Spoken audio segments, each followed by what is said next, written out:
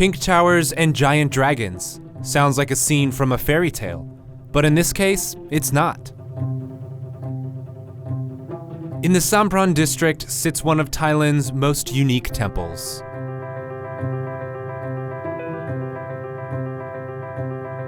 Wat Sampran is a pink shrine dedicated to the Buddhist faith and measures 260 feet or 80 meters high, representing the age of Buddha when he died. While the temple is known for the giant encircling dragon, its meaning remains a mystery. Bhavana Buddha, the founder of the temple, was inspired to create the hollow dragon building during a 7-day fasting meditation. Construction took only 5 years. Visitors can climb the stairs of the 17-story temple to touch the dragon's beard, or they can climb inside the belly of the beast. This temple is a must-visit for people looking to discover something truly one of a kind.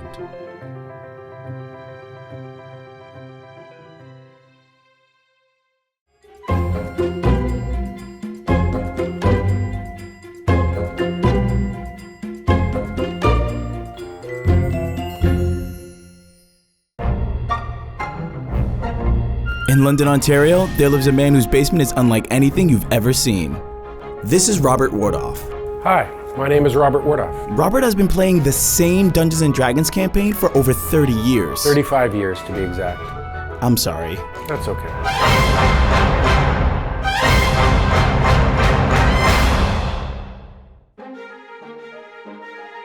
Welcome. Would you like to play a dwarven rogue? You look like a rogue. Wait, let's back up for a second. Dungeons & Dragons is a fantasy role-playing game where a group of people come together and play out adventures dictated by a dungeon master. These adventures, also known as campaigns, are set in the Dungeons & Dragons world, and normally have an endpoint, or they just fizzle out due to people's lack of commitment. But Robert is in a league of his own, and here's why. The dude has a serious collection. I think our collection of miniatures is around 20,000. And then over the years, I discovered terrain. Ultimately, I'm a collector also. And a lot of my enjoyment comes from being able to get new stuff and to put new stuff on the table so the players are constantly coming across new settings. Because it's a game that doesn't stick to one particular campaign setting, I'm able to use any figs that actually fit the world. And so it is a long process, but over 35 years, you can develop quite a collection. As Robert's collection grew, so did the number of players. Word began to spread about the never-ending campaign. We have people coming from all over the country to play, often flying in. Wait, all over the country? That's right. Robert, can we play now? These are some of the people who play in Robert's game. Where are you guys from? I flew in from Saskatoon, Saskatchewan. I drove in from Toronto. Brussels, Ontario. Kamoka, Ontario. Calgary, Alberta. Hold on. What happens if people can't fly in or drive to Robert's house to play? Hey, everyone. Problem solved.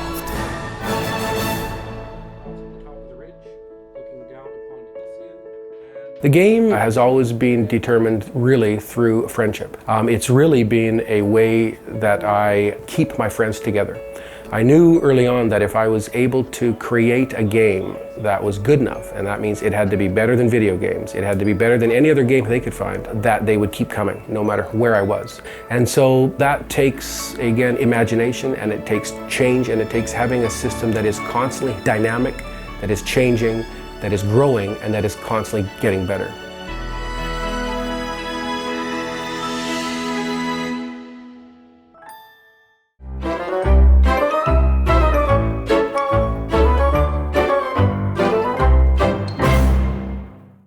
Hi, I'm Lenny Lipton.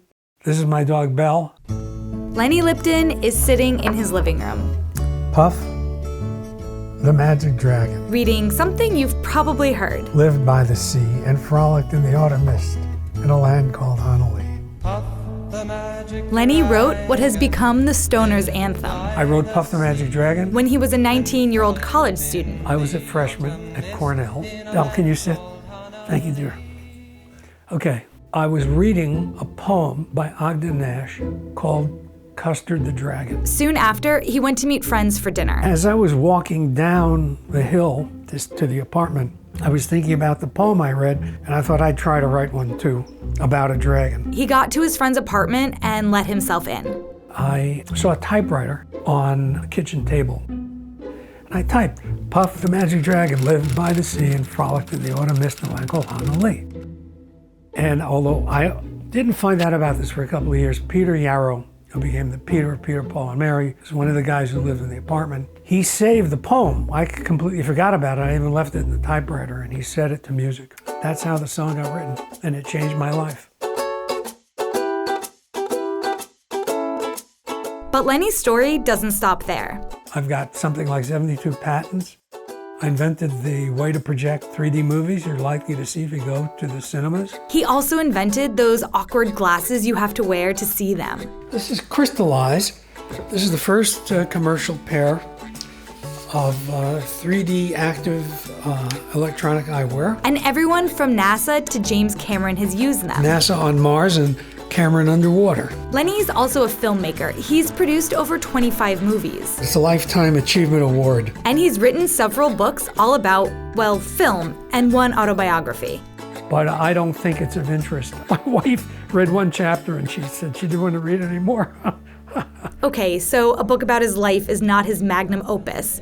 Good thing a song about drugs is, 'cause that's what it's about, right? If people want to think it's about pot, it's fine with me. Wait, it's not? Not as far as I'm concerned. Puff the Magic Dragon is not about drugs. And who knows what I was thinking.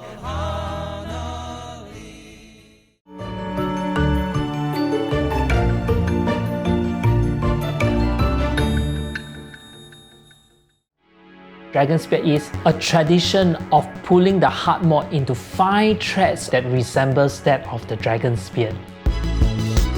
People have been making dragon spear for thousands of years in China.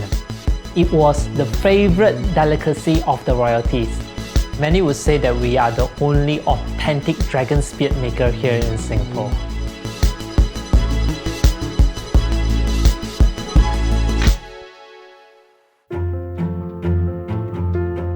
My name is Roger Poon. I've been making dragon spear candy with my cousin, Auntie Lily, for more than 30 years. To me, it is a delicacy that can be enjoyed almost every day. Before 1988, there weren't anyone making dragon spear readily available in Singapore.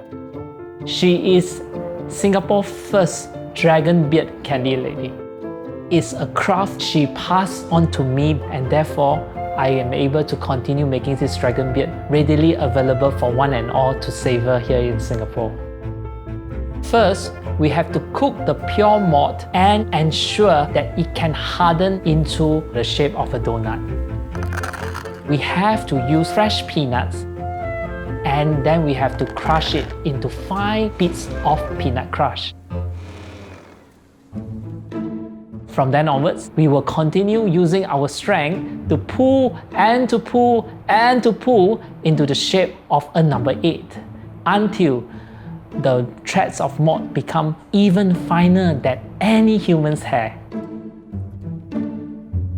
With these fine threads of dragon's beard, we'll wrap it with the crushed peanut.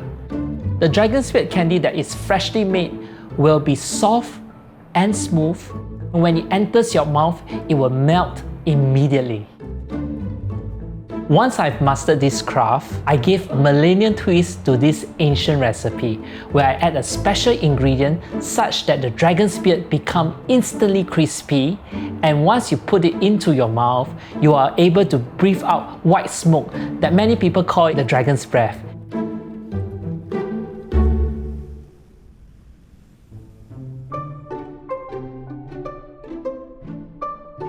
Without anybody succeeding my cousin Auntie Lily from this trade, I decided to take on the role to continue making this dragon beard readily available for one and all here in Singapore.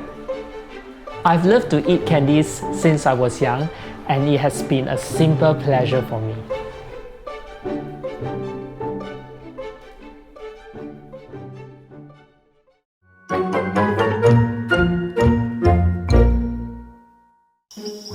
In the forests of Southeast Asia, high up in the treetops, a mythical creature lives. It turns out, dragons are real. So I have to call a biologist. I'm Anthony Russell from the Department of Biological Sciences at the University of Calgary in Alberta, Canada. We're talking about a species of flying lizards. So it's called Dracovolans, which means flying dragon. Okay, these flying dragons, they are a little different from the dragons we see in movies. For starters, they're small. They are. Only about 8 inches long. And they don't breathe fire. But they do fly. In a way. They're gliders, which means they have control of their descent and trajectory, but they don't have any power in it. For every 1 foot they go down in vertical distance, they'll be able to travel 6 feet along. And that's because they don't actually have wings. They're actually modifications of the ribs, so they're nothing to do with the legs and arms. Evolutionarily speaking, this has helped the lizards survive. They can escape attacks and they have a broader living zone. So they might not be dragons. Sometimes people name things because it's more dramatic effect. Well, they're still incredible lizards. Actually, no. You know what? I'm still gonna call them dragons.